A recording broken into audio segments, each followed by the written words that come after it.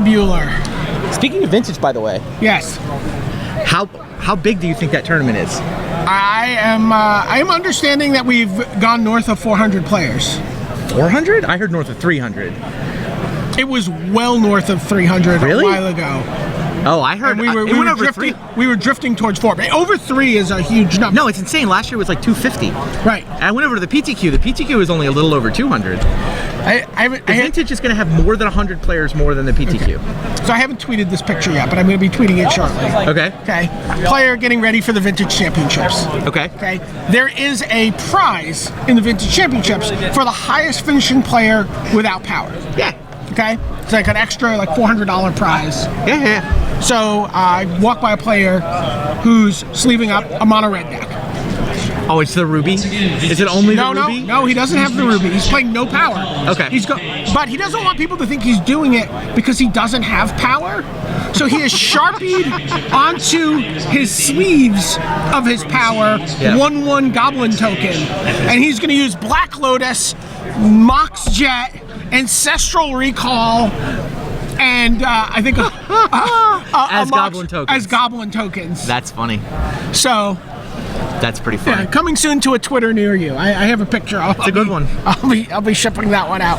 Yeah, I mean the deck that won last year didn't have that much power in it. No. When Merfolk plays like the Sapphire, the Lotus, the Ancestral. Right. I get the Walk. You get 4 pieces of power. Yeah. But I mean you can play a Merfolk deck with just leave out those 4 cards. How good would Lotus Goblin? Totally reasonable. Lotus Goblin?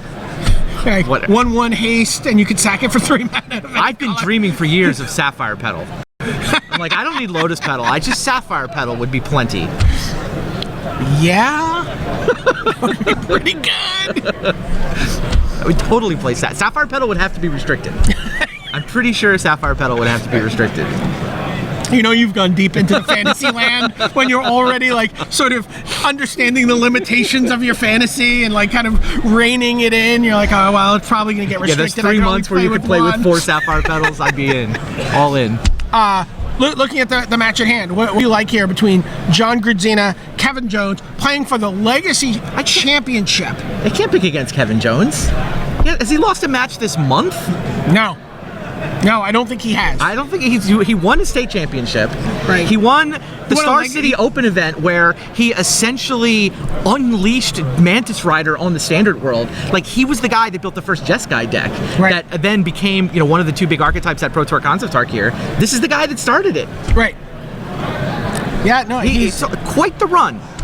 Yeah, I'm picking Kevin Jones just based on the run that he's on. I also think I like the deck better. I mean, I just feel like the blue-red Delver deck is just sort of a smoother, better-honed machine. I don't know, the Stoneforges look a little clunky to me. I mean, they're good. Oh, absolutely. They're good, but like Wastelands and Stifles aren't, I think, where you want to be in this metagame. And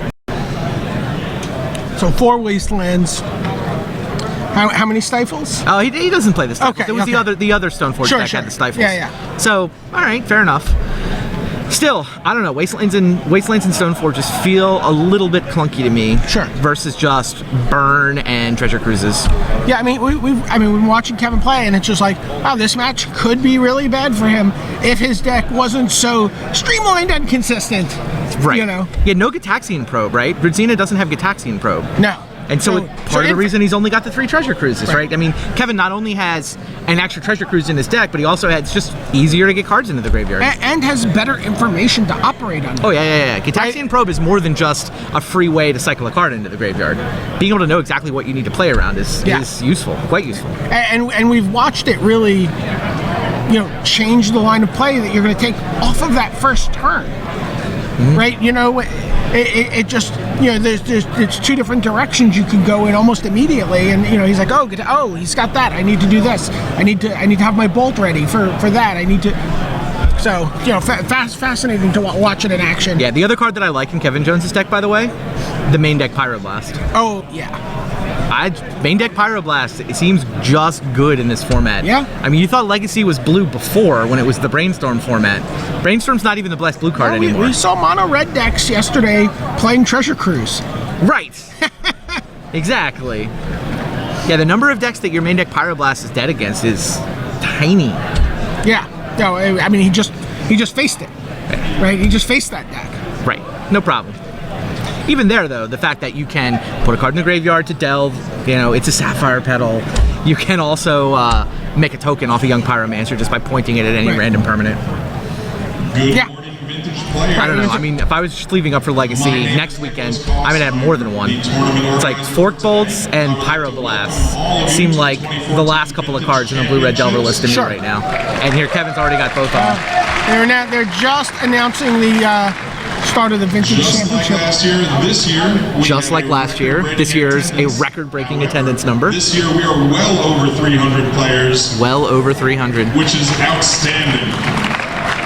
Well over 300. Sounds like they haven't. Well over. Sounds like they haven't resolved all the registration issues. Well over 300. That's a big number. That is a huge number. That's, well, I mean, more than plus 20%. Yeah. Yeah, that's just huge. Yeah, that's awesome.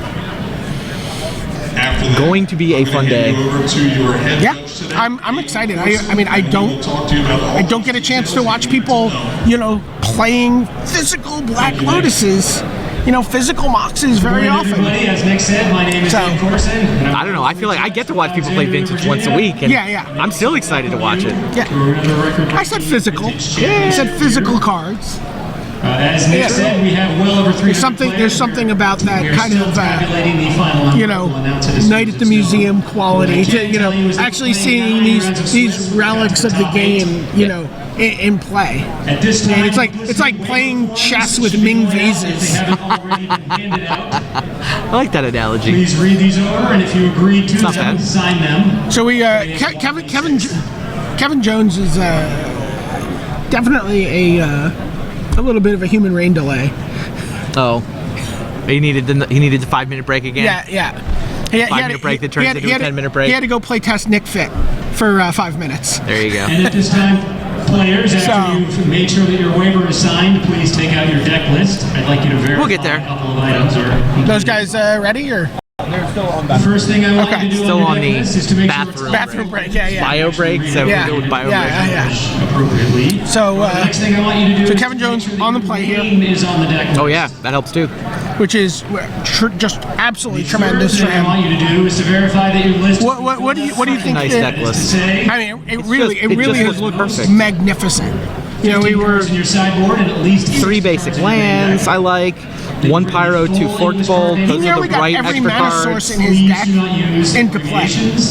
That Yeah, last he looked flooded. Yeah, he had 6 lands in play that made mana, and hard cast Pyrokinesis. Yeah. Hard cast Force of Will a turn later, and then Beetlejuices into Treasure Cruise. Lists until such time That works. waivers are picked up. We're waiting on Kevin. Yeah, no, I know. Yeah, it's I know we're literally- waiting on Kevin. He only has 7 lands that can tap for mana. Right. Funny. So 7 lands that can tap for mana, and 2 islands, a mountain, and 4 volcanics. yeah, Other players that are using this time. and then nine lands that search for mana. 9, 10. Is 4 it- Misty, 4 Tarns, a Delta. Oh, I didn't see. and a Yeah, Four the Hills. Delta 10. Yeah, it's a 10/7. Yup. So the fact that he had 6 is actually pretty outrageous. Oh, he was totally flooded. Yeah. Yeah, it was kind of amazing. I mean, he just, we were talking about that Gataxian probe. In game 2, he just, probed, saw that there was a noble hierarch, and, just went for the first turn Grim Lavamancer. Nice. And it was just kind of like, oh, well, I guess I'm going to wait until I get this, and, trying to assemble some permutation of cards where he could get his mana creatures to stick. And, was never able to play them, and had a really solid-looking hand that just never materialized. Which could have very well played out differently if not for the probe. As the build period Yeah, sure. is complete. Makes sense. Even sideboard's nice, right? 2 Price of Progress, 2 Cage, 2 Lavamancer, 2 Pyro, the Kinesis. Price of Progress pretty good in this match for him. Do you think he brings it in here? Oh, the price? Yeah. There are no basics. Yeah. Yeah, quite possibly. He can sort of dance around it. I mean, the Pyros are better, right? Facing off against Delvers and Forces. Yeah, the downside of a deck that's this tight, hard to hard to find a lot of room for sideboard cards. Right. I mean, you'll find some matchups where the burn spells are weak. I mean, the bolts aren't actually that. The forked bolts aren't actually that good here. Right. I mean, they'll kill a Delver, but it's not like there's young pyromancers.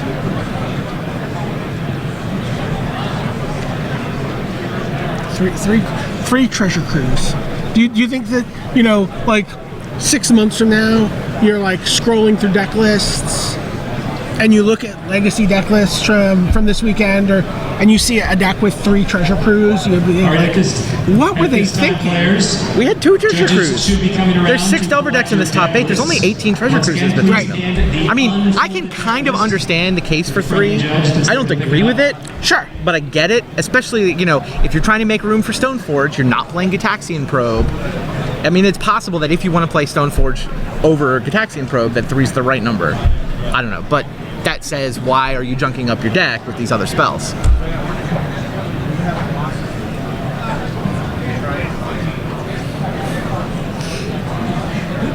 Word from the floor is that we have lost Kevin and we're trying to find him. Has anyone checked outside the doors? On the Kevin sidewalk? Jones, if you're watching the stream, we need you in the feature match area. If anyone has Kevin Jones on speed dial, can you text him and tell him to get to the feature match area? We're not actually going to game loss him, but if you want to tell him he's going to get a game loss in 3 minutes, that'll probably motivate him. Players, That's as funny. lists are getting picked up, I have a couple of announcements to make. Get out of the way. First of all, I want to tell you guys. Have you looked at the price, the guy's cradle? It's gorgeous. It is gorgeous. Yeah, I just tweeted. I tweeted a picture of it. It's really pretty. So what we're playing for today is, The next thing I want to you know, tell you is alternate art, original art, Gaea's Cradle in a card frame, framed in a card frame. Yeah, but it's like, you know. Yeah, it's a big piece of art. Oh yeah, sitting on a stand. It's quite the nice trophy. Yeah. And then today we're gonna in the Vintage Championships playing for the original art to a Mox Pro. Right. I also want to. Yeah, that art sometimes sneaks onto Magic Online too. Like the Power 9 that are in Vintage Masters, the Power 9 that you can play with on Magic Online right now are the alternate arts that have been created for the sake of this Eternal format. Right. So you're essentially getting those originals. It's an easy way you can avoid a game loss by keeping Very pretty. cards that shouldn't be in. So do you remember way back early to mid 90s, Inquest had the it was also DCI promos. It was the oversized Magic cards. I remember Inquest. And Inquest had the Black Lotuses, right? Absolutely. And then the DCI promos were the oversized cards, and you used to be able to, like, there were people who played a format which was all oversized cards, right? Right. Like you could build a deck. You could build a deck. It was there tough were when lands. for a while the only land was City of Brass. Right. It was yes. a painful deck when the only There land was were- City of Brass. They eventually made basic lands. Yeah, they made the arena lands. arena lands. As oversized. Wait, how you far? build a- How far do we have? What can we build right now with framed artwork? I don't know if you have a victory condition. I don't think. I think you have a bunch of fast mana. I don't know that there's a way to deal damage yet. Yeah. Well, speaking of dealing damage, we've got Kevin Jones with Blue Red Delver ready to go against John Grudzina. Hello and welcome to the finals of the Legacy Championships here at Eternal Weekend in Philadelphia. I'm Brian David Marshall. I am joined by Pro Tour Hall of Famer Randy Buehler, and we are going to watch Kevin Jones versus John Grudzina. Kevin Jones was the #1 seed at the end of the Swiss yesterday. Has not lost all weekend. Has not lost all weekend. Not clear that he has lost this month playing Magic. John Grudzina, the #3 seed coming in. One loss on the weekend. So All right, once again, players, if you've not yet turned in your one deck loss, list, one draw. please raise your hand So, one more time. what's the matchup here, Randy? Blue Red Delver versus Delverblade. Once again, free So Vintage 7 treasure Championships cruises between the means two of these rewards to the guys. players that have not Kevin yet has the cheaper spells in his deck. He's got Gitaxian Probe. Really wants to just play the cheapest cards he can get, spitting off creatures from the Young Pyromancer, filling up his graveyard for treasure cruise. John Grudzina, a little more slow, a little more maybe resilient, a little more flexible. Stoneforge Mystic is the biggest difference, and then a couple of True Name Nemesis as well. So Stoneforge can go get a Batterskull, he can go get a Jeskai, but because he's got these more expensive spells in his deck, doesn't really have, the Gitaxian Probes that can cycle for free. Grudzina is only on 3 treasure cruise. That's the key difference. Kevin also has a main deck Pyroblast, which I think is pretty nice here. I don't know, maybe it's a battle for the future of Delver decks? We'll see. I mean, Delver, clearly the deck of the weekend. Oh, absolutely. 6 of the top 8, 3 of the top 4, and it's Delver versus Delver in the finals. Treasure Cruise has taken that Tier 1 archetype and clearly just pushed it over the top. And there's nothing else you could be doing with Treasure Cruise and Legacy. I mean, that's like if you're going to play... Is it if you're going to play Treasure Cruise, you play Delver? Or is it if you play Delver, you play Treasure Cruise? Well, I think Treasure Cruise is just plain the best card in Legacy. Okay. So you want to be playing Treasure Cruise, in my opinion. And I think Delver just is the best Treasure Cruise deck. It doesn't mean it's the only Treasure Cruise deck, but it's the best Treasure Cruise deck. Right, and to underscore the impact of Treasure Cruise, the really exciting Helmerator deck that we saw in this top 8, we saw it lose in the quarterfinals, that deck existed as a reaction to Treasure Cruise, right? He's like, oh, everyone wants to fill up their graveyard. They want to, use that as a source to cast these spells. Well, I'm going to deprive them of that with main deck Leyline of the Void. Yeah, signed Leyline of the Void, Helm of Obedience combo has been floating around as a kind of rogue Tier 2-ish strategy for a while. It's better now because Leyline is just the incidental value you get off Leyline is significant. So as we watch these players going through their pregame rituals, we also saw them looking at each other's deck lists. True. So these players will have total knowledge of what their opponents are playing. They've gone through, they've looked at it, they know all the sideboard cards.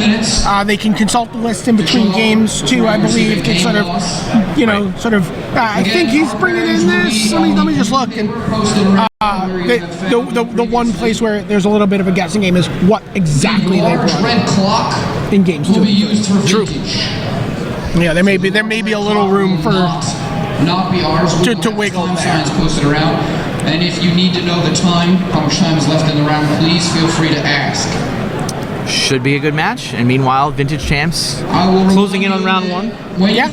So we'll pick up coverage of that with round 2. Yeah, that's how it should work out. I mean, barring some very surprising marathon. Like, this is not a grindy match. I think the way this plays out, it's more haymakers. Yeah.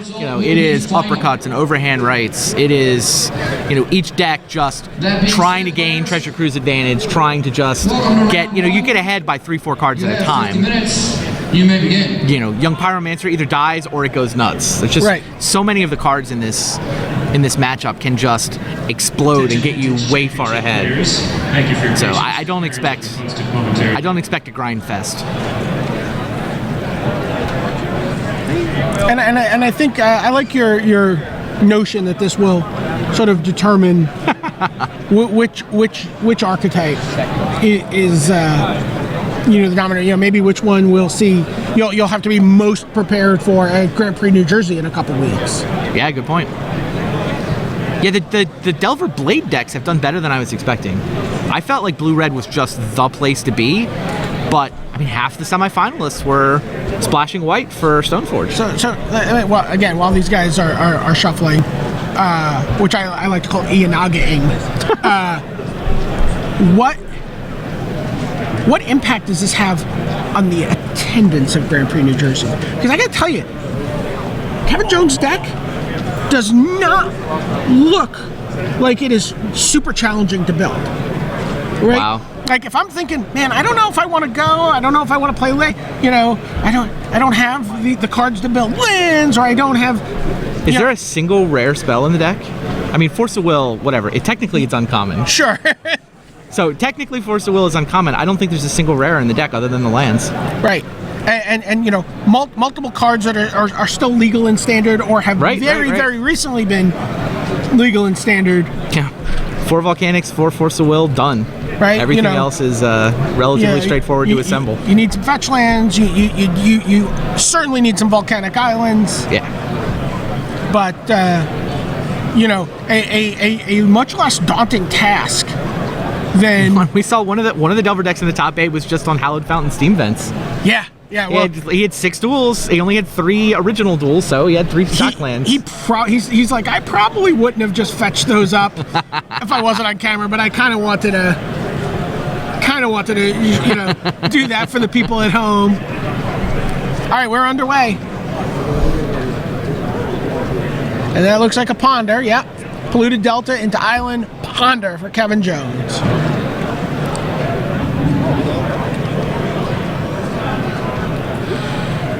Basic Island.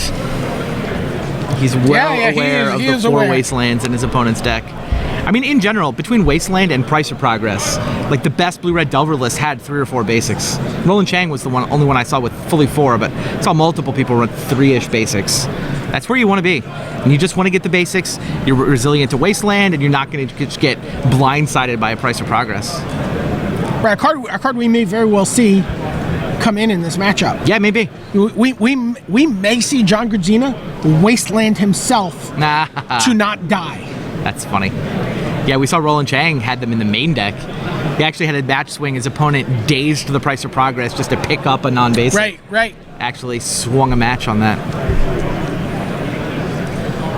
So, point being, Price of Progress is a relevant thing you need to be thinking about when you're cracking your fetch lands and setting up your mana base. Yeah. So a quite literal ponder here for Kevin Jones.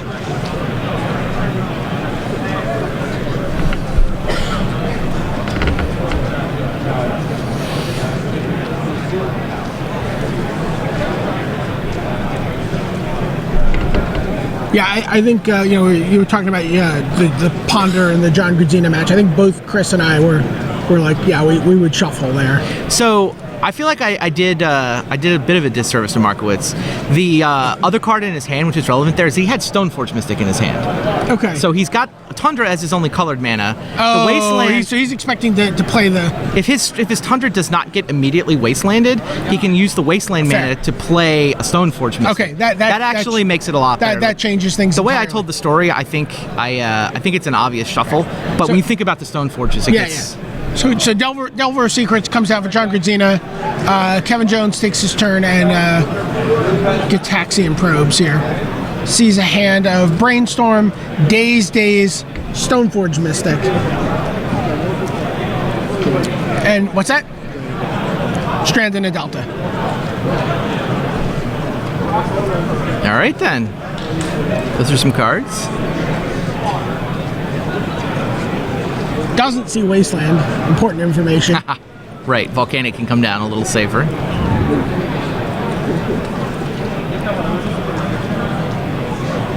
Here comes Monastery Swiftspear. It's interesting that he maybe he drew that. Maybe that was the probe card. It must have been the Gitaxian probe card. He would have played that before he probed, right? Oh yeah. Delver Secrets. Swiftspear's gonna get in for 1.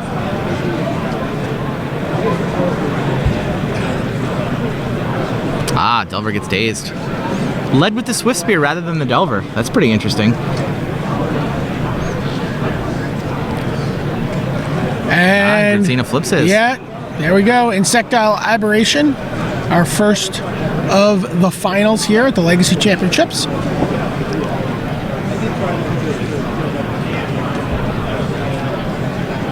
And gets in for 3. Kevin Jones falls to 14.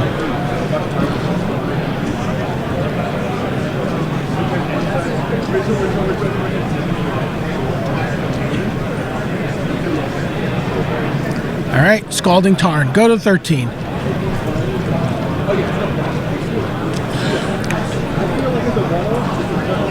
Yeah, and there's another basic land. Gets a red source that cannot be wastelanded.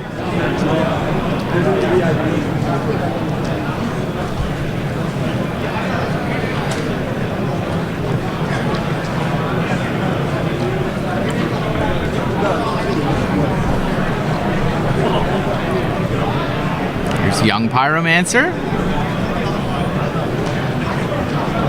Gonna brainstorm and look for Force of Will here. Yeah. Pyromancers get out of control so fast in the blue-red Delver list.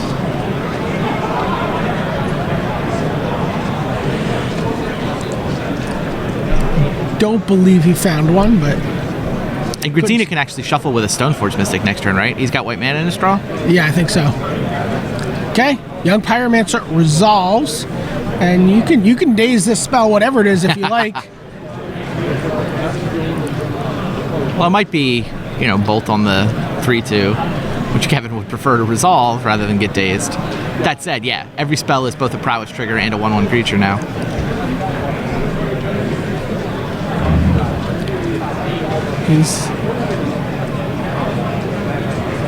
Is he paying for Probe? Yeah, pays the blue mana for Gitaxian Probe. Not interested in paying 2 life against that Delver. Sees, yeah, fetch land Stoneforge set up. There is a Daze there, but Grudzina, correctly in my opinion, does not want to Daze this Gitaxian Probe. Not interested in trading card for card. He's much more interested in getting more mana. Oh, there's a Jitte on the end of that hand. Interesting. Is a Jitte and a virtual Jitte? Sure. Swift Spear gets in for 2? Yeah, 2. 2.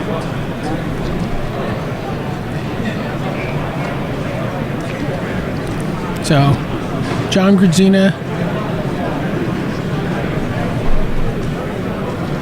plays the Tundra, attacks for 3. Kevin is already at 8 life. I'm not sure our life totals are correct, yeah. The Swift Spear had accidentally attacked Kevin's life total instead of John's. Oh, okay. Still. Also, Vintage Championship players. He's a 10. Very different. One have also been tweeted. But here comes Stoneforge Mystic. It's going to go get a Batter Skull. Yo. We know there's a Jitte in hand already, which he's going to be able to. Well, he can't play it and equip it all in one turn. Sure. So probably go straight to Batter Skull. Right. I mean, it might be nice to. Yeah, well, I mean, it just takes so much mana to actually get the Jitte out and kill the Pyromancer. Right. And the reality is, Kevin cannot attack into 2 untapped mana there, right? Right. This turn, though, it's tapped mana. You gladly give up your young Pyromancer here, right? For Stoneforge, yeah. Stoneforge? Keep the Batter Skull in hand rather than letting him cheat it into play. Okay, Ponder. Trigger. Yep.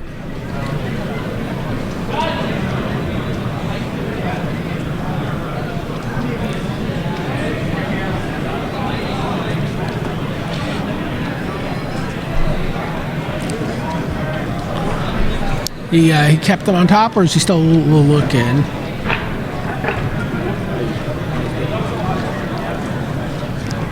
Yeah, he's still looking.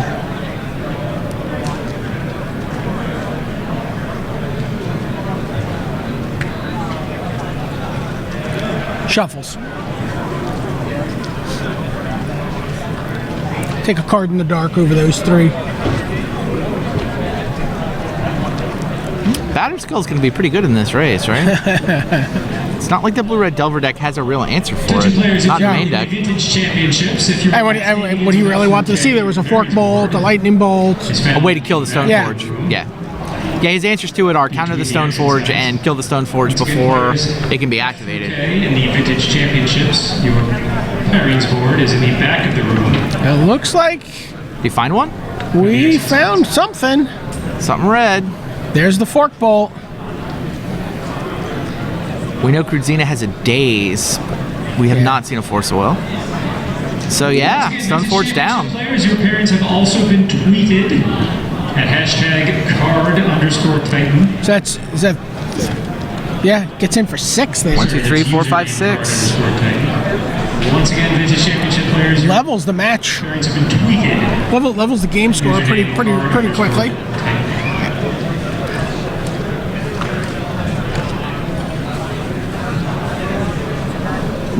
Jitte becomes a little more clumsy. Is a little clumsy here. Oh yeah. I mean, you might have to, but yeah, do you want to spend 2 mana for it now, hoping that you'll be able to spend 2 mana next turn and have Delver live? That's not a great bet. That's a lot to hope for. Yeah, this is the problem with the Blade version of the Delver deck. It's a little clunky.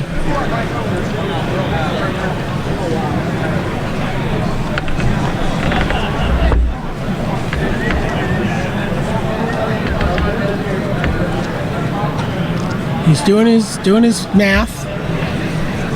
I mean, at this point, he really needs Delver to live and, a couple of bolts. I think he's thinking about, does he need Delver to insectile aberration to block? How are you winning that game? Okay. You're never winning that game.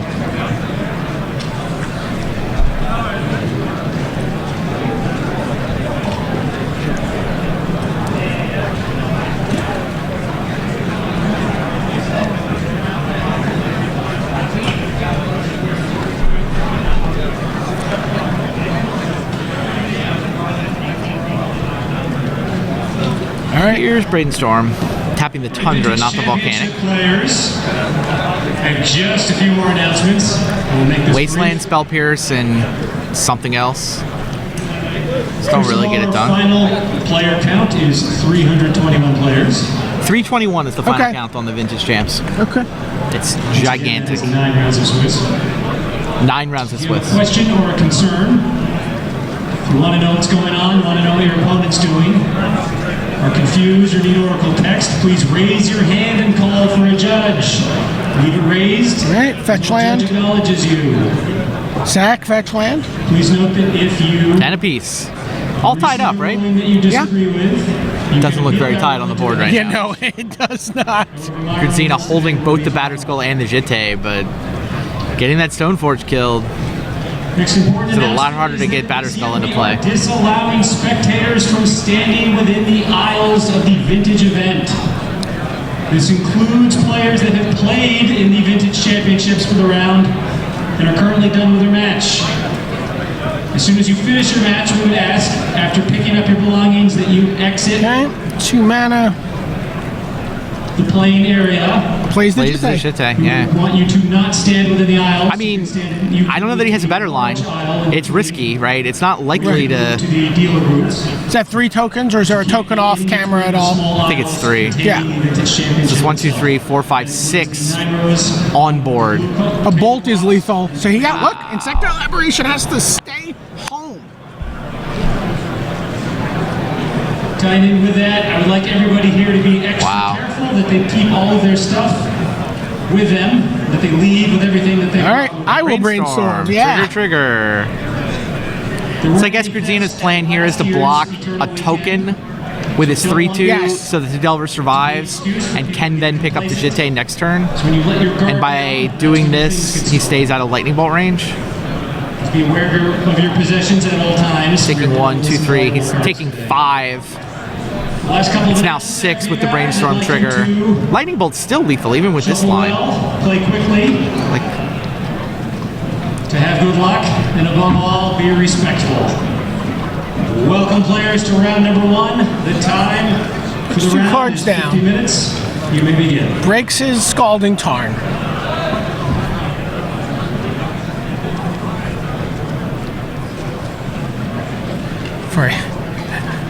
For a tapped land. So.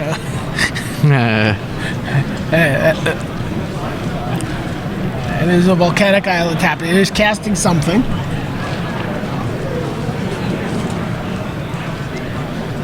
It is casting Treasure Cruise. Trigger. Another guy. Swift Spear is up to 3 power. And he gets 3 fresh cards. He does, he Off a shuffled reshuffle. away the Brainstorm. Shuffled away those 2 cards from the Brainstorm. Still looks like he has plenty of gas in his graveyard for.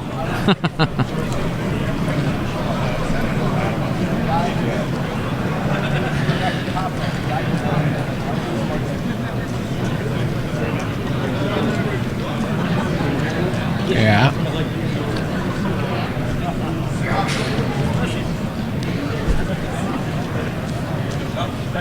Taps red. Yeah, Lightning And Bolt just- your Delver. Yep. He's got That- one available to pay for days, which he knows about from that earlier Gataxian probe. Grudzina has to go through the motions. Pay.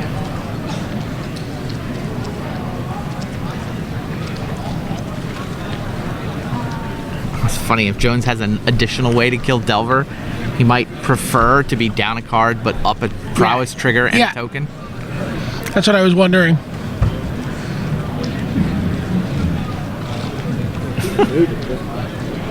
He did know about this days. It was there from the Gataxian probe. It's funny. Is this enough? So that's 4 power for the Swift Spear, right? Yes.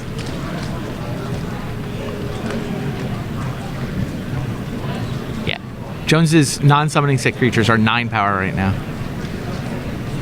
Is he looking at a Force of Will? Or Days of his own.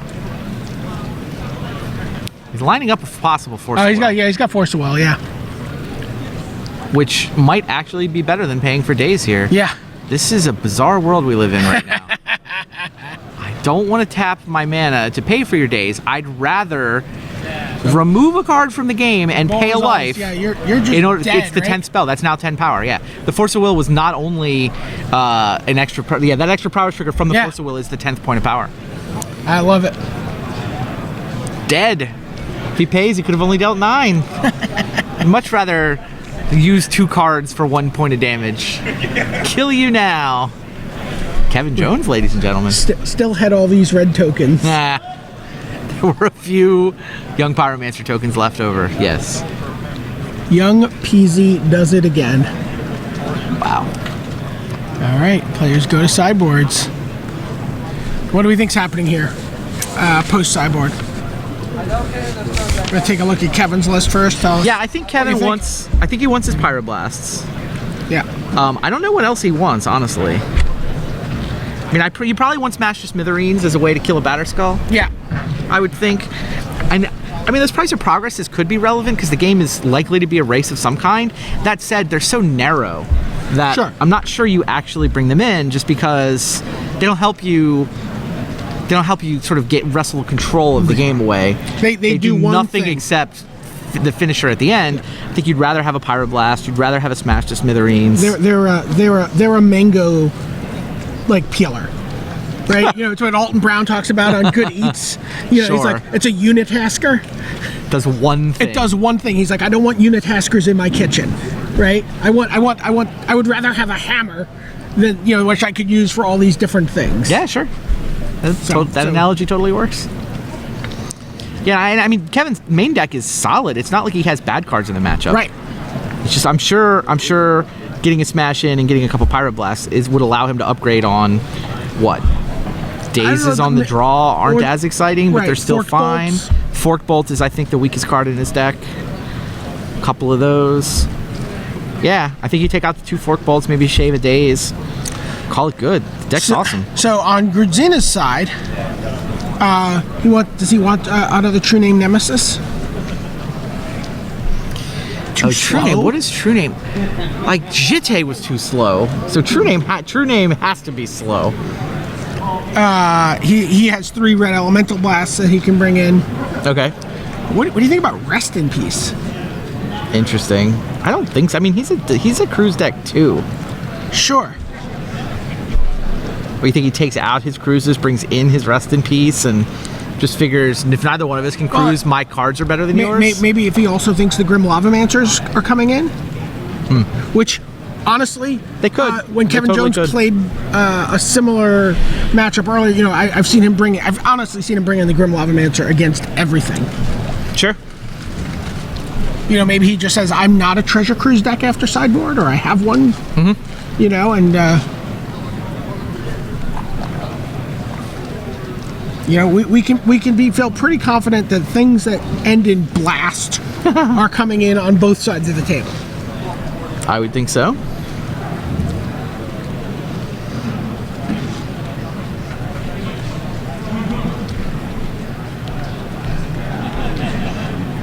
Yeah, I don't know. I'm curious. I mean, the Rest in Peace seems out there, but I doubt that's the line. That doesn't sound right to me.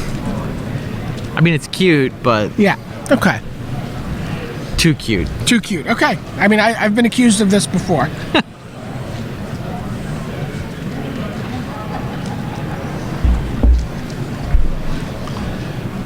Chris Pikula, lean in here. Tell us what you think's happening in the sideboards. Consult our resident local Delver expert. Yeah. Well, I mean, I heard you say the Grim Lavamancer. You're discussing if they come in. Yeah. Yeah, I think they do. It's just so killing Stoneforge Mystic is just so good. And he'll probably bring in the Smash Smithereens. Needle once again. You can't really bring that in, even though it's sweet to say Stoneforge Mystic, I guess. But I don't. 2 Pyroblasts, right? Wow. See, Pyroblast. I'm not actually sure on that. Kills Delver. It's so easy to kill a Delver, though. Counters Force of Will. And plus, you gotta remember that Kevin's the beatdown. Force of Wills get boarded out normally. I was about to ask that question. Yeah, it does seem like Force of Wills are... Like, it's possible Kevin could keep in his Force of Wills. It's extremely unlikely that John would keep in his. So, yeah, I see no reason why John would keep his Force of Wills in. Especially in a... Yeah, because if you do get a Force Pyro, you're so sad. You're just so sad. But Kevin might have to keep his in because the equipment's so dangerous. But his deck is the better Treasure Cruise deck. He's better at reloading from using a Force of Will. Although, and plus he has to worry about True Name Nemesis, Kevin doesn't have haymakers that John has to worry about. Like John even doing a damage to himself with Force of Will is not the best. So I think his Force of Will will probably come out because he probably brings in True Name Nemesis. He might even bring in Meddling Mage. Have you folded any other orders? I mean, because he's probably taking out all his counter spells. I saw he had some really sweet Alara Reborn Meddling Mages in his sideboard. Does he? No, he doesn't. Go take care of that. You have just like the inside coat of inside pocket of your coat is just like in case you see anyone playing with the wrong Meddling Mage, you just have some. I mean, well, normally Nick takes care of that as tournament organizer.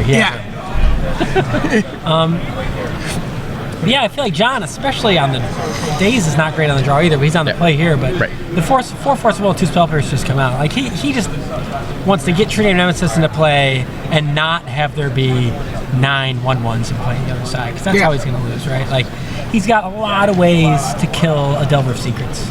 So he's got no real answer to Young Pyromancer though. Like he can't recover. No, he just has to kill it when it comes down and deal with the 1 or 2 tokens. Right. But I mean, he can Meddling Mage Young Pyromancer and then force Kevin to take a turn off to kill. Because like I said, the counter spells sort of stink. It's not worth. If you force a Young Pyromancer, I mean, most of his draws are going to have a way to get the Young Pyromancer out of play. I mean, he has 4 Lightning Bolt, 3 Swords of Plowshares. Right. Has Umezawa's Jedi, which it's just about sort of theoretically do something about it, but a little slow. Yeah. But he doesn't actually have that many.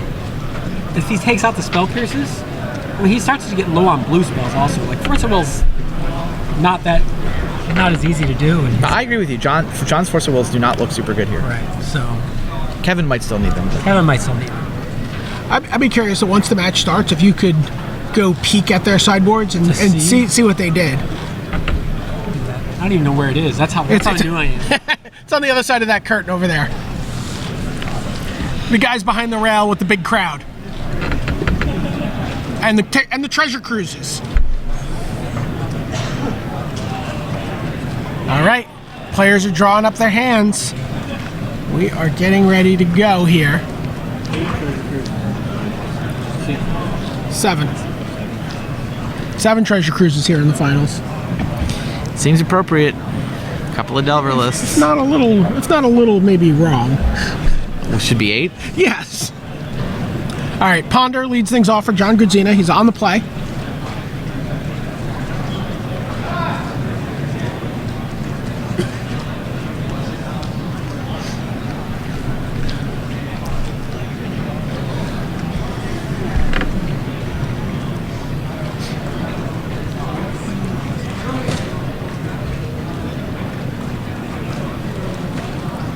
Keeps them all 3. Keeps the 3 on top.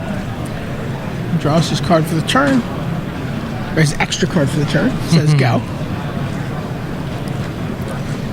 Mountain Go. Mountain Go. Wow.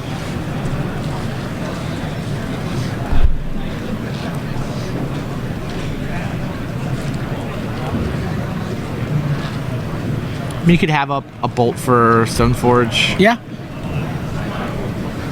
Delver Secrets. Could have a bolt or a blast for Delver. Does nothing. Yeah. Basic island. It's like, I really hope you pondered and kept some wastelands on top. I can work with this.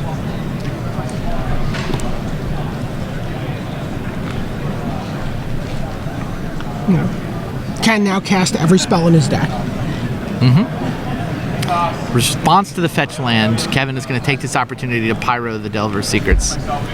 Chris Pakula, what'd you learn? All right, well, do we want to hear the unimportant or the important part of the sideboarding first? Important part of the story. Important part is they are foil plane shift meddling mages. Okay. And they're pretty sweet. But they were not sideboarded in. Okay. I knew it was going to be a meddling mage comment. I just didn't know where we were going. So Kevin on the draw took out all 4 daces. And he took out 1 Force of Will and 1 Gitaxian Probe. He brought in the Lava Mancers and the Smash the Smithereens. And the Pyros. Okay. John took out some combination of Force of Wills and Dazes. He brought in the True Name Nemesis and Julian LaFawn. And the Red Elemental. Please come to the BTQ scorekeeper. Julian. Nothing outlandish. The BTQ scorekeeper. Okay, brainstorm for John Grudzina. After the Delver is blasted out of the sky. Will Kevin bring back in? Would he have had 4 Dazes on the play? I guess is the most interesting part of the side. Daze is a lot better on the play than it is on the draw. Yeah, we got Baker.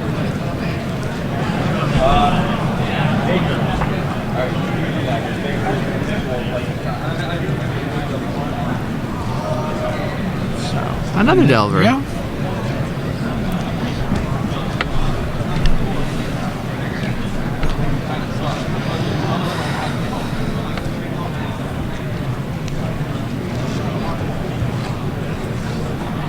Pretty important here that you still like make your opponent think about dazes and force of wills. You saw Kevin. You don't F6 here.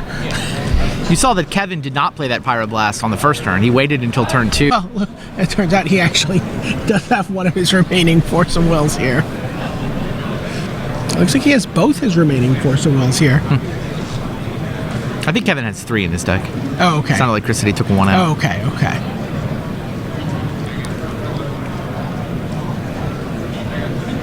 Thinking about what blue card to pitch. It pitches a Brainstorm. Yeah, no Delver for John.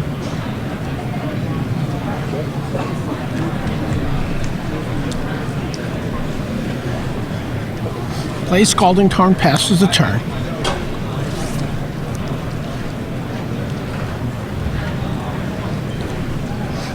Kevin Jones has a 1-game lead here in the finals of the Legacy Championships. I guess it's really Legacy Championship. Singular. This is it. It's the Eternal Championships. We're going to see Vintage later today.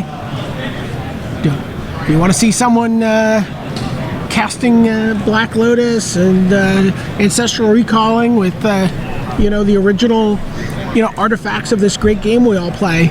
Tune in right after this finals. It's a lot of very proud collectors in the room, I think. Yeah. Everyone's showing off their toys.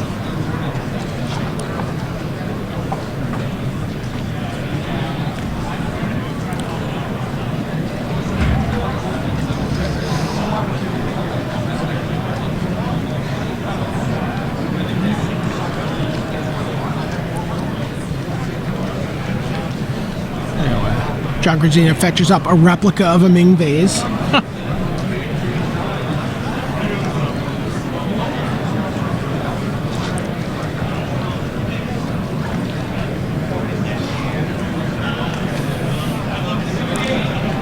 See, Wasteland there hasn't been able to do anything. Still hasn't been a target. Yeah. Oh, and we have a Treasure Cruise. Now Kevin Jones will not want that to resolve. We know Kevin Jones has another Force of Will in hand. Does he have another blue card? It's always tricky whether you do pitch to Force of Will to counter a draw 3. It's like you're losing 2 spells to stop them from drawing 3 off the top. The answer seems to be yes. The answer seems to be yes. But force back. Removing a daze that Kevin Jones has done a great job of playing around this whole game. Never gave Grudzina a window. All right. Is that Flusterstorm? That's Flusterstorm. He brought in the 1 Flusterstorm. Wow. Chris Bakula buried the lead. Flusterstorm, quite a good counter in a Treasure Cruise fight. Now, can Kevin untap? That's a counterspell with Storm. Yeah, you must pay. It's a force spike with Storm, so you must pay 1 additional mana, but then it has Storm. So pay 1 for the Flusterstorm, 1 for the Force, 1 for the other Force, 1 for the Treasure Cruise. Pay 4, not happening.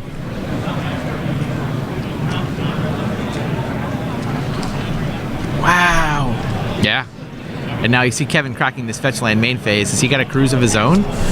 If he can just cruise here, that's great for him. We have reached the end of the basic land phase for Kevin Jones, by the way. Yeah.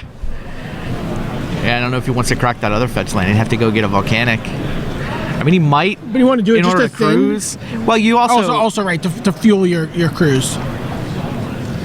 You need to create a wasteland target, but then again, that's also food for future cruises. He must have it. Yeah. So all the trouble of shuffling and offering a cut, and then he's like, "All right, and I'll crack this other one now too." I was gonna say.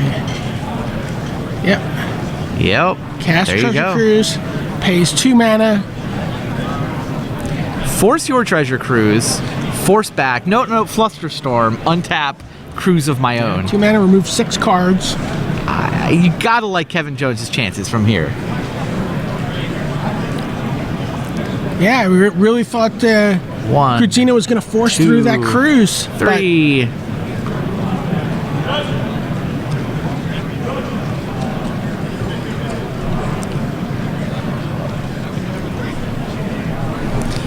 Kevin Jones been playing some great Magic. We talked about it all month. Won a big open event. One of the first guys to break Khan's standard. Won a state championship, and now he may be walking out of here with a super sweet Gaia's Cradle painting. Okay, Delver, Wasteland, your dual land. Yep. Play a Delver. I got more dual lands. I've been holding them.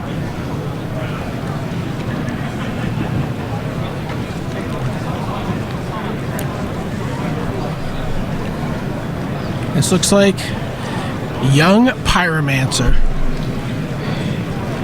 A good one. Fork Bolt you and the Delver of Secrets. Huh.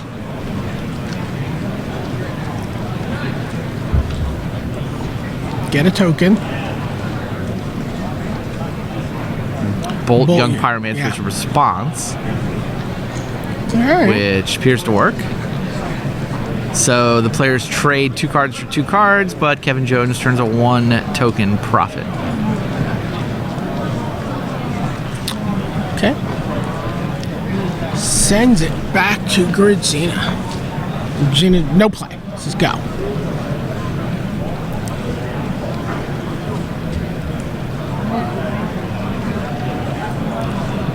Yep. Brainstorm resolves. With a shrug, it looked like. Grudzina, like, wait, what am I going to do?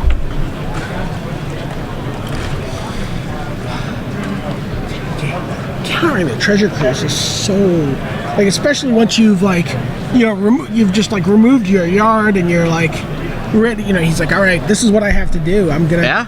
I know he's got a counter, but I've got this force of will. I'm just gonna. This is gonna end up, and I'm gonna get to, refill my hand. And no, Flusterstorm. There's a Delver of Secrets for Kevin Jones, the eponymous card of his deck.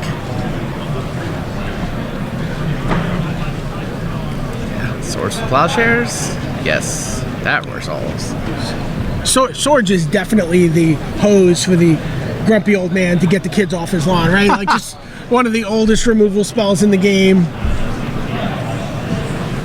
Tells the kids to go get a life, get off my lawn.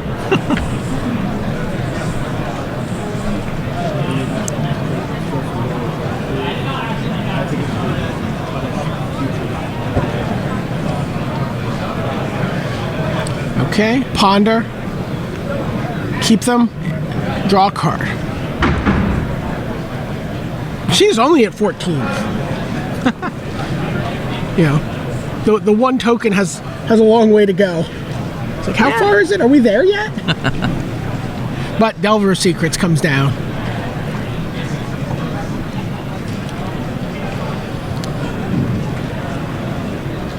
the best 2 out of 3 here in the finals. If Kevin Jones wins this game, he will be your 2014 Legacy Champion.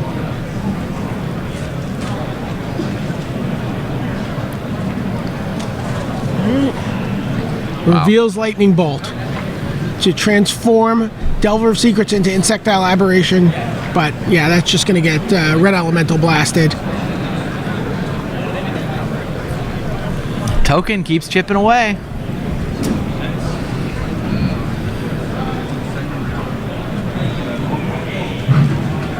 Oh, another geez. Treasure Cruise.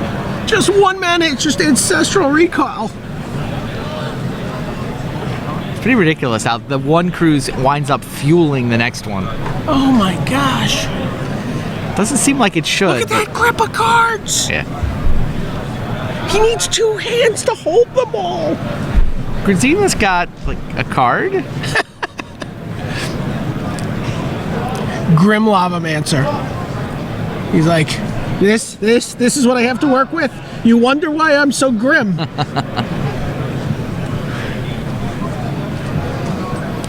But with that, okay.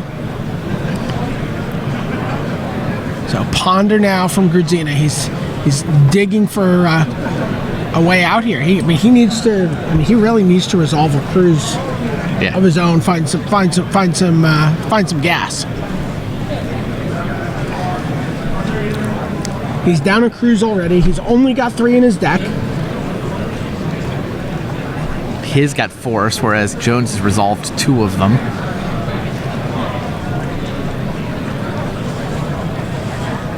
Right there.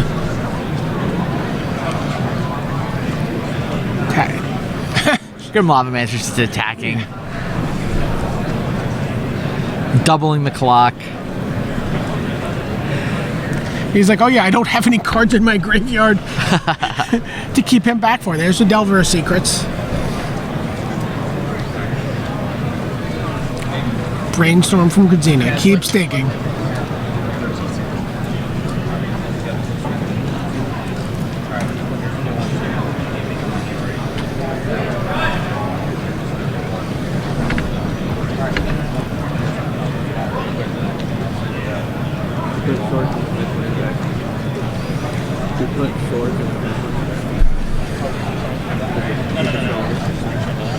Grudzina does have a fetch land to shuffle away the cards he didn't want with the Brainstorm, which I think was a Swords and a fetch land. Yeah.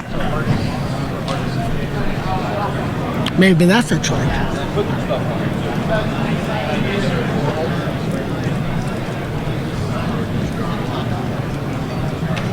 Fetches twice. So we're going to see, I believe we're going to see a Treasure Cruise here.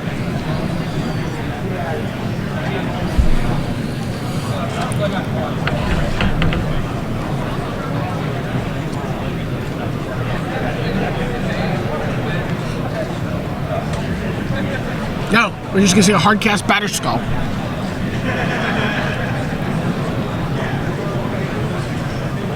Do we reach for an yes, we do get an insect token.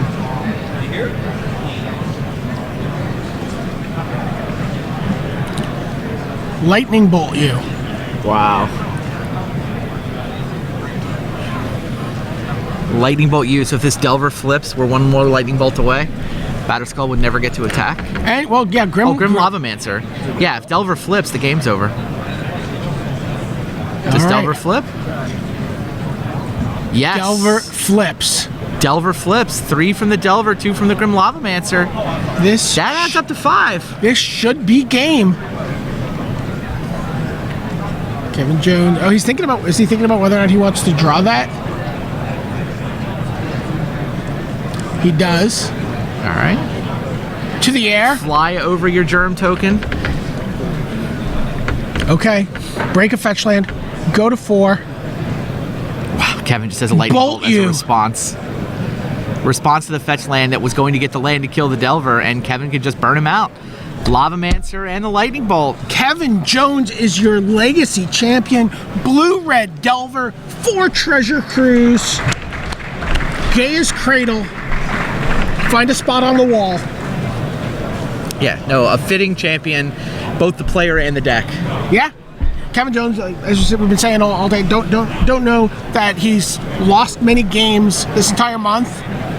And Attention Magic players. hey everybody, welcome back to the booth. Brian David Marshall, Randy Bueller. We just watched Kevin Jones become the 2014 Legacy Champion. Yeah, hats off to him.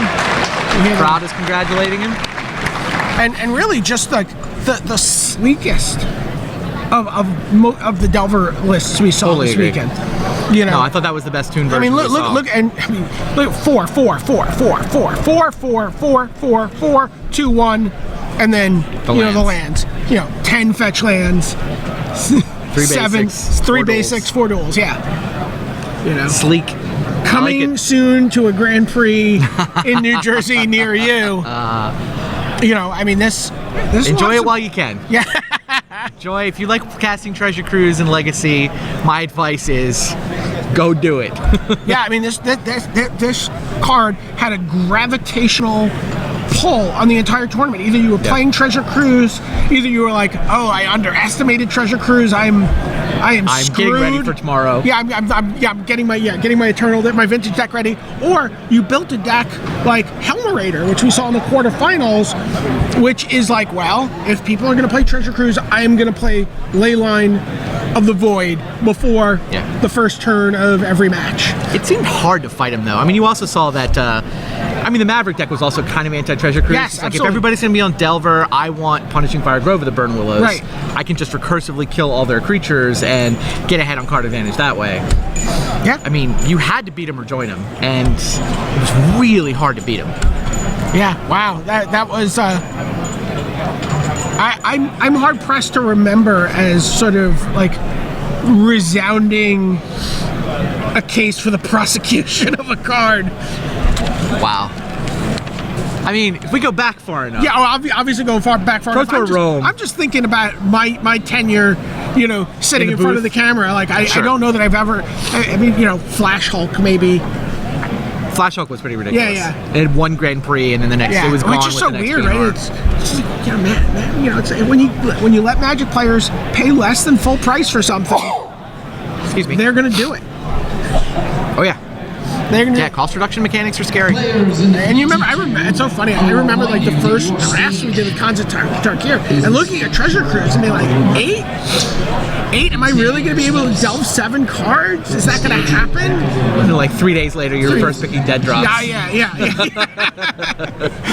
No, ironically enough, I think I actually I got dead dropped in my first draft by Adam Prozac. So yeah, I was like, oh, I guess I will be casting these Treasure Cruises.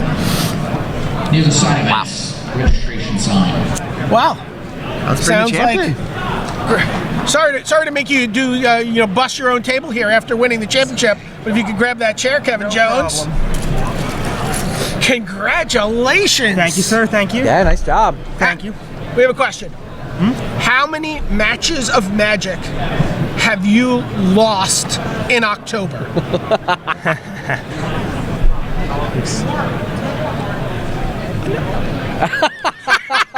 12, maybe?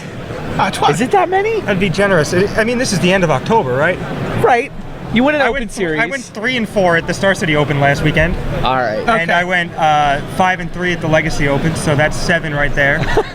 Okay. Smashed around in So a you had few one FNMs bad and weekend. locals. Yeah, had some good weekends though. Oh yeah. Okay. How many matches have you won in October? More than 12. Awesome job. Oh, let's bring this in. Get that on camera. Yeah. Do I hold this? Yeah, it's all you. Get that on camera. It's so I'm pretty. just hidden. I get. That is. Let people see it. We can set it off to the side. That is pretty darned sweet. Oh my gosh. You can handle this interview, Randy. That's really cool. I can make it to the car, right? Wow. That is gorgeous. That's awesome. Who painted this?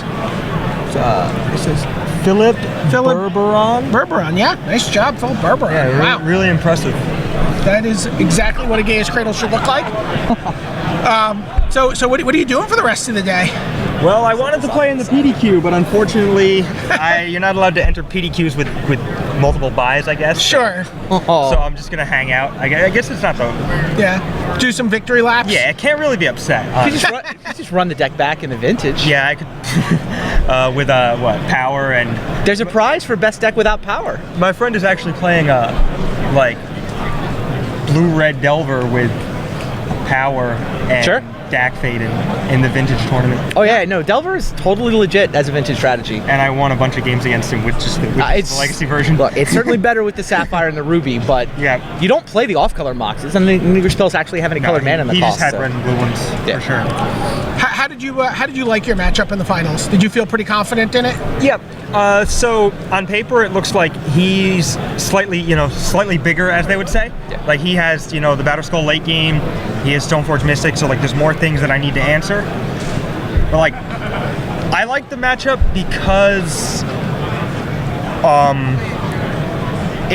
it's always good when I kill his creatures, whereas when he kills my creatures, it just feels like a minor setback. I feel like my deck has so much higher velocity than his does.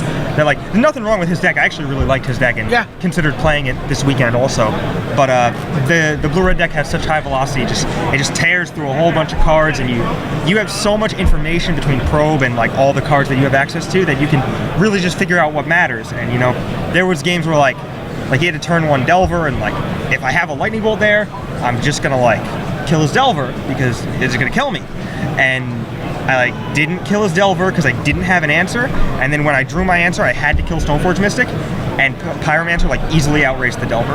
Right. And it was like kind of counterintuitive because he was like, see the guy, kill the guy. But like it didn't end up working out that way, and like I knew what to leverage because of all the cards I saw, and the incremental advantage from casting spells with Swift Spear and Pyromancer makes it so that when they do kill your creatures, it just kind of feels not good because like you've either gotten a bunch of damage with Swift Spear already, or you've had a bunch of residual advantage from the tokens from Pyromancer. Right, you get 9 or 10 damage in with your creatures. You can close from there, right? So removal is infinitely, I think, better for me than it is for him, which makes my Treasure Cruises better because we're trading off favorably. He's like forced to trade off, and I like also have to trade off, but I get to pick so I can choose. And I have a main deck Pyroblast to fight over his crews or kill it over. Would you change anything about that deck list? I mean, it looked super sleek every time I saw it on camera. I don't know how you felt like having played through the event. Well, I played 2 Lavamancers, and they were like, it's funny because last night I said like Grim Lavamancer was very mediocre for me in the profile, and it was just like awesome in topping. But I still don't know if I would play 2. You brought it in all 3 matches? Yeah, I mean I played 2 Delver decks and and like a Noble Hierarch, Mother of Runes. Yeah, Maverick. Zoo creature Maverick deck. So it was pretty obvious to put it in all 3 times, and it was really good. So like before the top 8, I would have said I would cut 1 Lavamancer for like another Mirror Trump, because the Mirror still feels so much about Treasure Cruise that like if you draw your answers to Treasure Cruise that don't answer other things, you just feel so far behind. And if you draw your answer to Treasure Cruise, kill their treasure, get their cruise, and then get your own cruise, you feel so far ahead. So like maybe something that just something that demands countering, like another threat. I don't know. True Name Nemesis is a little mana intensive, but that would be a good one. Right. It's kind of awkward that like they board in Pyroblast because of Cruise and it gets hit by Pyroblast, but like I don't know. I'd have to think about it a lot. Sure. Needless to say, pretty happy with the deck. Yeah, pretty impressive. So Treasure Cruise we've talked about a lot this weekend. We've talked about how good the card is, but to me, watching you play, the MVP of your deck was Gitaxian Pro. Oh, absolutely. Absolutely. You're allowed to sequence, like, sequencing is so important in Legacy. Like, Wasteland punishes you for sequencing wrong, Daze, Force, all like the conditional counter spells, Daze and Spell Pierce, as well as like knowing when they have blue card for Force, when they don't, or when like you want to walk into a counter spell so that you can leverage something better later on. And like, there was a game in the finals where I was ice cold to Stoneforge Mystic and like couldn't possibly win if he just Stoneforge Mystic, and then I mean not couldn't possibly win, but he would have had Batterskull in play, and it would have been active, and he had also fetched up or drawn a Jit naturally, and like he has, you know, he would untap into his second mana to play Stoneforge, and I just played Delver, and he just dazed it. And it just set him so far back. You were just so happy. Yeah, because that was just bait. Like time you wanted him to daze. Exactly. Wow, very nice. In the semifinals, there was I thought your match where you lead with Gitaxian Probe against the Maverick player, and you see his hand, you know, where he's got the Knight of the Reliquary, he's got the mana creature. You know, is there a different path you might have taken without Gitaxian Probe in that? You know, is there a path you could have taken that would have lost you that game? Definitely. Like when you play against that deck, basically they have like a few really high-powered cards, and I don't know, I couldn't think of a really good approximation at the moment, but they snowball really quickly. Like once you like let a mana creature live, it tips into like Giant Knight, Zenith for Knight, Elspeth, or some big terrifying mid-rangey threat. And like usually if you don't have any information in the dark, like you just want to kill the mana creatures on sight. But interestingly enough, there's like a tipping point there where the mana creatures don't matter anymore.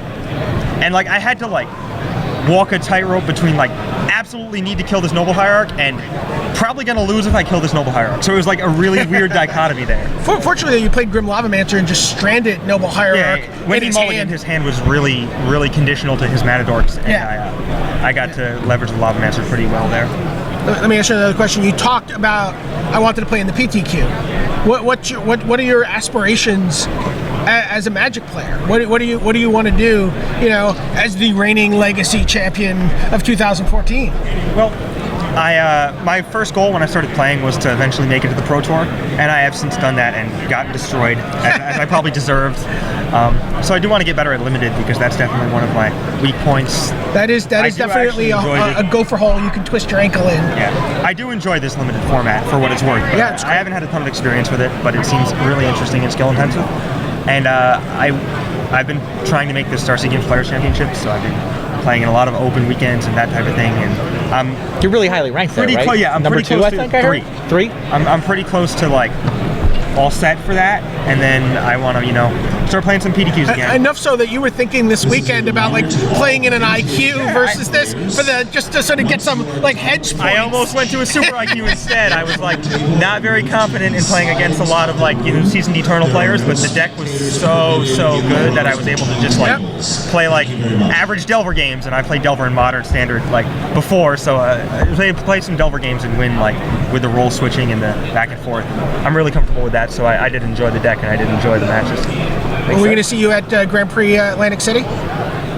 Yeah, probably. I mean, it's within a couple hours of my house, so I would definitely not say no to that. Legacy Grand Prix, you know, maybe see a little bit more of this deck in the field. Grand Prix New Jersey in a couple weeks as well, probably. Oh yeah, I'm sorry. Grand Prix New Jersey is the one I meant, not Atlantic City. Yeah. Atlantic City is next. Atlantic City's Atlantic City's a while from now. Grand Prix New Jersey. For sure, definitely be there. Definitely delving, cruising, etc.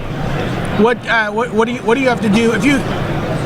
You know, a very reasonable deck to build for Legacy. Mm-hmm. You know, as far as Legacy decks go. As far as like cost and stuff. Yeah. As far as like, card availability, if you're going to see a lot of if you expect to see a lot of this in the field at Grand Prix New Jersey, what would you do to this list? I mean, you may not want to tell us. I understand. For the mirror, well, I played a lot of mirrors this weekend, and like I said, it just seems really frustrating. Like, it's frustratingly hinged on Treasure Cruise, and I'm not sure what you can do to deal with that, short of ban Treasure Cruise, but I mean, I really don't want that to happen, obviously. But basically, it's always going to be good, and this deck is absolutely the best Treasure Cruise deck because you see so many cards, you tear through the cards, and you never really run out of gas, and like cantripping gives you advantage from Swift Spear and Pyromancer. So like a lot of people are going to want to play this deck, and like Monastery Swift Spear is really important in the mirror because it's kind of scary to try to kill it, because your removal spells in the mirror are really important. You can't let Pyromancer go crazy, you can't let a Delver hit you for 12 or whatever, just burn you out, and then you can't Fork Bolt Swift Spear, and like it's scary even to Lightning Bolt it without probe information because they just I'll daze it and I'll brainstorm and it's just alive and etc. So like if people figure out how good Swift Spear is, maybe they're like play some more removal spells that like that deal 3 damage, like another chain or something. But Lava Mancer's really good in the mirror. And Electrickery, my top 8 opponent had Electrickery. Yeah. And that was like terrifying.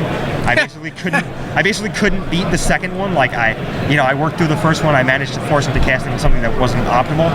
And then the second one, I was just like, please don't draw it. And like, he drew it like 1 turn too late, and I was able to get there. But Electrickery is really good in the mirror. Pyrokinesis is insane in the mirror, and insane against all the Noble Hierarch decks too.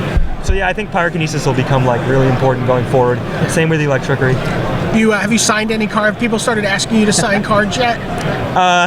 No, not yet. I played like one of the 2 mana 3/3 or 2 mana conditional 3/3 Dauntless River Marshal. I played one in like a Six's Revelation control deck last season, and all my friends made fun of me for it. So like a few of my friends would like sign my Dauntless River Marshal, but I've never signed anything in like actual admiration. I expect that at Grand Prix New Jersey, you will non-ironically be asked to sign Treasure Cruises, Delvers, possibly Swift Spears. In fact, I think we've got a producer. We've got a Delver Secrets that you're gonna be required to autograph in gold. Awesome. Yeah, I look forward to it. Non-ironic. For sure. So, great job this weekend. Thank you. Yeah, no, truly great performance. It's a pleasure to watch, actually. Deck looks super sweet. Played it well. Anybody we should be watching out for in Vintage? What have you heard? It's way out of my comfort zone. I've never played a Vintage tournament in my life. So, yeah, I got nothing for you there, unfortunately. Okay. No, none of the play group are playing in it. They're all PTQing. My friend James is a very good Legacy player, and he's playing like Blue-Red Delver. Sure. With Treasure Cruise, Delver with Cruise is legit. Power. Right. Delver Cruise is a totally legit Vintage deck right now. Right. Absolutely. Ancestral. Expect to see some of it in the top 8. Another friend, another guy I know, innovated what do they call it? Blue Angels. It's like a vintage deck with Restoration Angel and Trinket Mage. And I would definitely like to watch that deck play some games because it sounds really cool and really like something I would enjoy. So Chris Piquilla keeps telling me about that deck. I haven't actually seen it with my own eyes. So I don't think he's making it up. I'm now convinced it's really cool. out there. And you're just trinketing for power and. Oh yeah, Trinket Mage. It gets Voltaic Key to go with your Time Vault. Oh sure. It gets power, of course. It gets the top. sources. Yeah, it does all kinds of stuff. And they like Restoration Angel, the Trinket Mage, or Restoration Angel, Stone Fortunistic, retaining priority, go get the batters, put it right into play, or whatever. Yeah. Good times. Pretty exciting. You gave us the perfect segue. Man does everything this weekend. Thank you guys. All right, Kevin, go take your victory lap. Thank go you. sign some cards. Enjoy your year as the Legacy champion. Thank you, I appreciate it. All right, the awkward shimmy. Congratulations. Great job, Kevin Jones. Definitely. But it has come time to put away the Legacy Delvers and the Legacy Treasure Cruises. These deck lists don't have nearly enough lines on them. Yeah, and get we need ready decks with more one-ofs. And get ready for the Vintage Delver of Secrets and Treasure Cruises. What percentage of the field do you expect in Vintage we're going to see? As Delver decks? As Delver decks, or even just give us an idea.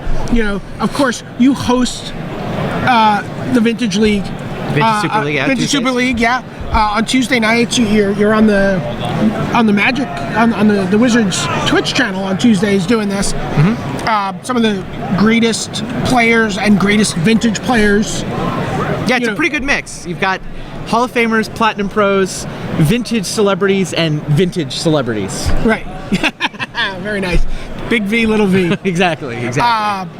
What do you expect we're going to see in this field? Like, give us like the top few lines of the metagame breakdown. Mishra's Workshop decks are a big deal. Okay. I mean, they're particularly popular on the East Coast, actually. Okay. Vintage is this interesting format where there's still regional metagames. You could still do a weather report for Vintage.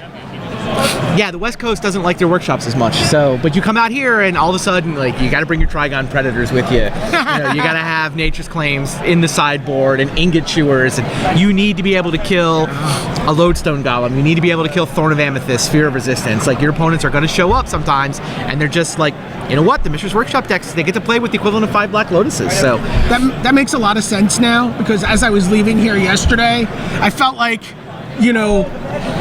I was walking through, some kind of like seedy neighborhood. People are like, hey, bro, you got an ingot chewer? Yo, bro, I need an ingot chewer. Like, for whatever reason, that was the card everyone was looking for yesterday. I wonder if that's what that's about. So I think Workshops is I don't know, maybe the most played, certainly the most scariest and defining archetype in the metagame. I absolutely think Delver with Treasure Cruise is a big thing. That's the new hotness. I've definitely seen people, double and triple sleeving up. A lot of those. Right, you will see plenty of Delver Cruise. Jury's still out on whether it can actually compete with the very best vintage decks. I mean, I think that we were expecting it to be all over the top 8 in Legacy. I think in Vintage, you'll probably see a couple in the top 8. We're not going to see 6 of them in the top 8 like we did in Legacy. I don't think it's that good. The Workshop decks are good. The Dredge Menace is always out there. Everyone has to remain vigilant. And it's weird. It's like there's this gentleman's agreement amongst all non-Dredge players. If we all sideboard 8 cards against Dredge, none of us will have to deal with this in the top 8. We stand together or we die alone. Pretty much. Pretty much. There's like one guy who can get away with not vaccinating himself against Dredge, and everybody else is mad at him. What are you doing? He's just a jerk. Yeah. Take the vaccine. Come on. That's how it works. So Dredge is out there and scary. Combo decks have just gotten worse over the years. I mean, you think of Vintage as this turn 1 kill format, right? People don't kill each other on the first turn anymore. 5 years ago, this used to happen. You would just kill the other guy on the first turn. You would, go off with a Storm deck and Dark Rituals and Tendrils of Agony for 20 life on the first turn. Basically doesn't happen anymore. Lodestone Golem has a little bit to do with that, but the other card that's just single-handedly changed Vintage is Mental Misstep. Sure. The fact that every blue deck is playing 3 or 4 Mental Missteps means you can't rely on Dark Rituals. The Elf combo deck would actually be viable in Vintage, except it's really soft to Mental Missteps. Sure. And so Mental Missteps stops so much of the combo. It also slows down the control decks, where it used to be you could just Mystical Tutor for Ancestral Recall, and Ancestral Recall became the dominant card that Vintage was about. All those Mental Missteps, though, really take some of the steam out of that. Sure. So Treasure Cruise can't be Mental Misstepped. No. You really need to counterbalance with Tombstalker or something. So you will see a lot of blue decks, of course. Or Sundering Titan. Most of the blue decks are going to show up. Force of Will, Mental Misstep, and the restricted list. I mean, you can carve it up into any 8 million different archetypes. There's 45 or 50 cards in common with all of the sort of blue decks. Those are the big staple archetypes for me. They're sort of the spectrum of blue decks that range from sort of Delver on the aggro extreme, but still with a dozen counter spells in it. Right. Interestingly, by the way, the Delver decks are really young Pyromancer decks in Vintage. Like in Legacy, you don't get to skip turn 1 with a Mox. Like the fact that young Pyromancer is a turn 1 play most of the time in Vintage means it's really the young Pyromancer deck. Like it's called a Delver deck just because it's been a Delver deck in every other format, but you can actually cut the Delvers. The only reason the Delvers are still on the list is because they're good in the Workshop matchup. Okay, so Gitaxian Probe, huge card in the Legacy Championships this weekend. Yep. Is it a player in Vintage as well? Yes. Even more so, right? Just in terms of the information? Or? It's similar. I mean, it's pretty similar in that if you're playing Young Pyromancer and you're playing Treasure Cruise, then Gitaxian Probe is just this awesome way to fuel it. The information is nice. It does have this drawback, though, that you run into the Workshop deck and all of a sudden you have Gitaxian Probe in your hand. You can't cycle it. Like, you have to pay mana for it. There's a Thorn in play. There's a Lodestone Golem in play. Oh, wow. There might be a Chalice for 1 in play. Oh, wow. Like, it makes you really vulnerable to Chalice 1. It means that it's... So, yeah, you're going to see Gitaxian Probes because it does all the good stuff for the Pyromancer Cruise deck. But here on the East Coast, you might see them stranded a lot of the time. They get stuck in your hand, and then your hand is all cluttered up, and you really want to cycle through them, but you can't. You can't Treasure Cruise. I don't know. That's why I have Workshops as the top deck, is I think that the deck that's rising is soft to the deck that is already one of the most popular. Right. And as we're talking about this, I just caught through the curtain, I caught a glimpse of Joel Lim, our reigning Vintage champion. Sure. Really took the format unawares last year a little bit, right? Like, decide. A little bit. Yeah, there was a lot more creatures in the top 8 last year than I think people were expecting, and Joel won it with a Merfolk deck. Merfolk with main deck with null null rods, rods, yeah. right? The Morfolk is definitely one of the solid null rods shells. It's funny, like the way the Vintage has evolved over the last year, some of the real aficionados like Steve Menendian and those guys, they've stopped playing off-color Moxes. Like the Delver lists isn't going to play all 5 Moxes. Sure. It's going to play the Sapphire, it's going to play the Ruby, it's going to play the Lotus. That might be it. Right. Like you might just, it used to be you would play all these off-color Moxes. You'd just be like, I want to accelerate out to like, Thirst for Knowledge and just all these spells that you can sink colorless mana into. Yeah, Vintage Delver has the power 5. Yeah, something like that. Yeah, you want the Ancestral, you want the Walk, the Lotus, and then your 2 on-color Moxes. Maybe, and there's the other funny thing with Delver decks is that Gush decks are really good in the format, and Gush is super exciting with Young Pyromancer in play. Oh, wow. So you've got this Gush element, and Gush Fastbond decks have been a fixture in Vintage for a while now, but do you want to splash green in your nice tight blue-red Delver deck?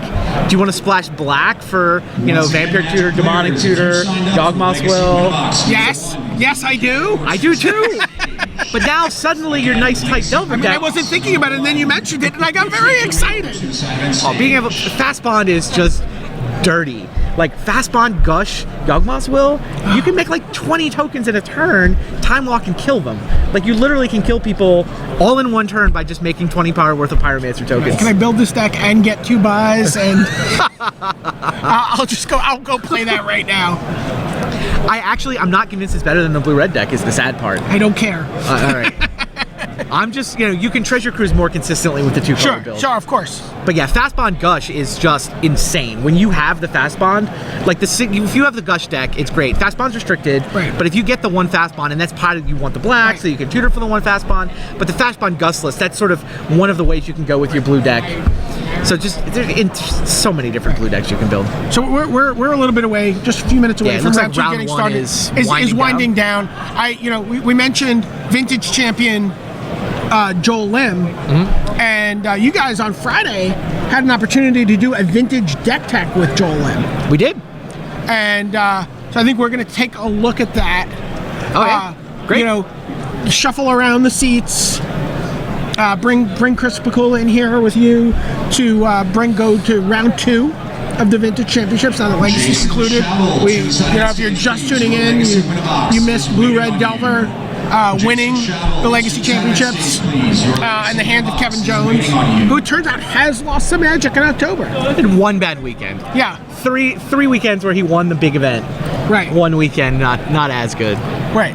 Rough life. Yeah. But we turn our attention to Vintage now.